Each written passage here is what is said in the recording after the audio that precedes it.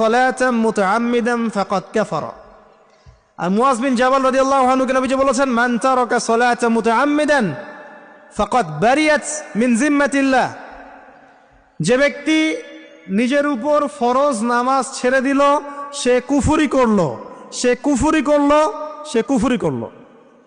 মুআয বিন জাবালকে নবী সাল্লাল্লাহু আলাইহি ওয়াসাল্লাম বলছেন, যে ব্যক্তি ফরজ নামাজ ইচ্ছা করে ছেড়ে দিল, সে ব্যক্তি আল্লাহর জিম্মা থেকে মুক্ত হয়ে গেল।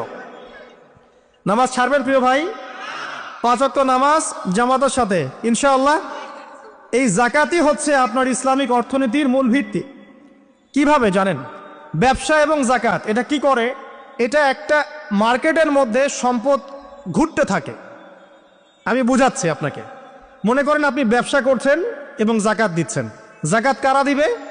যারা যাকাতের নিসাব পরিমাণ সম্পত্তি রাখে, মানে কিছুটা ধনী তারা। তো তারা ব্যবসা করছে, মাশাআল্লাহ। ব্যবসা যখন করে, ব্যবসায় কি থাকে? লাভ থাকে, লস থাকে, লাভ থাকে, লস থাকে। লাভও হতে পারে আপনার, লসও হতে পারে। আর সুদে কি? শুধু লাভ, লস আছে, লস নাই। পার্থক্য বোঝেন। এখন ব্যবসা যখন আপনি করবেন, এই টাকা বা মূল যে ক্যাপিটাল যেটা বলে অর্থনীতির ভাষায়, এটা মার্কেটের মধ্যে সার্কুলেট করতে থাকবে। আজকে আপনি ধনী, লাভ করেছেন, কালকে লস করবেন, এই ধন আরেকজনের হাতে চলে যাবে। সে আবার ব্যবসা করছে, সে লাভ করলে সম্পদ তার হাতে থাকলো, লস করলে আরেকজনের হাতে। মানে এই মানিটা, ক্যাপিটাল যেটা, এটা মার্কেটের মধ্যে ঘুরতে থাকে, ঘুরতে থাকে। আজকে কেউ ধনী, কালকে কেউ ধনী, আজকে কেউ ফকির, কালকে কেউ ধনী, এভাবে।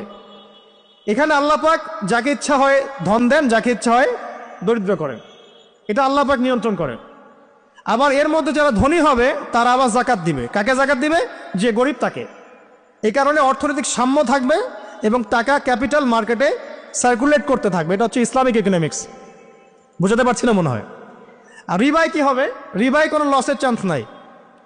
মানে এখানে ধনী আরো ধনী হতে থাকবে, গরিব আরো গরিব হতে থাকবে, প্লাস যাকাতও দিবে না।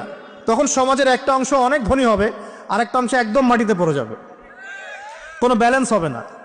এই কারণে বিশ্বের একটা অংশ, ওই বিশ্বের একটা বড় অংশ যারা সুদখোর, যেখান থেকে সুদ এসেছে, ওইটা আস্তে আস্তে ধনী হয়ে গেছে এবং বিশ্বের বহু কান্ট্রি আস্তে আস্তে দারিদ্র সীমার নিচে চলে আসছে। এটা শুধু ব্যক্তির ক্ষেত্রেই নয়, এটা সমাজের ক্ষেত্রেই নয়, পুরো বিশ্বটা হচ্ছে।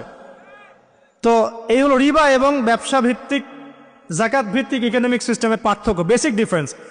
রিবার মধ্যে আল্লাহ পাক তার হাত উঠিয়ে নেন, আল্লাহ পাক সেখানে আর ইন্টারফেয়ার করেন না। ঠিক আছে, সুদ খাচ্ছ, তুমি তোমার মতো চলো এখন। আর ব্যবসা ভিত্তিক ইকোনমিক্স চললে আল্লাহ পাক সেখানে কাউকে ধন দিবেন, কারো কাছ থেকে নেবেন। আপনার ধন নিয়ে আমাকে দিবেন, আমার ধন নিয়ে আপনাকে দিবেন। আর আমি যদি ধনী হই, আমি আবার যাকাত দিব, সেই যাকাতের টাকা আবার আপনার হাতে যাবে।